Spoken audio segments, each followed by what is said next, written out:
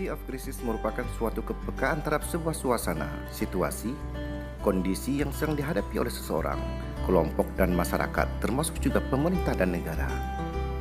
Kepala Dinas Tenaga Kerja dan Mobilitas Penduduk Aceh, Iskandar Sukri, mengadakan rapat membahas tentang kepekaan terhadap COVID-19 atau disebut Sense of Crisis pada Senin 3 Agustus 2020 atas instruksi Sekda Aceh dan atas tingginya angka positif COVID-19 di Aceh saat ini.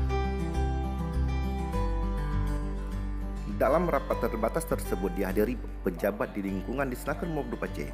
Dalam arahannya, Kadisnaker Mobduk Aceh menginstruksikan agar penerapan protokol kesehatan di lingkungan Disnaker Mobduk Aceh harus semakin diperketat dengan sering mencuci tangan, memakai masker, menjaga jarak, serta ditambah dengan memakai face shield bagi setiap ASN agar penyebaran COVID-19 bisa diminimalisasikan.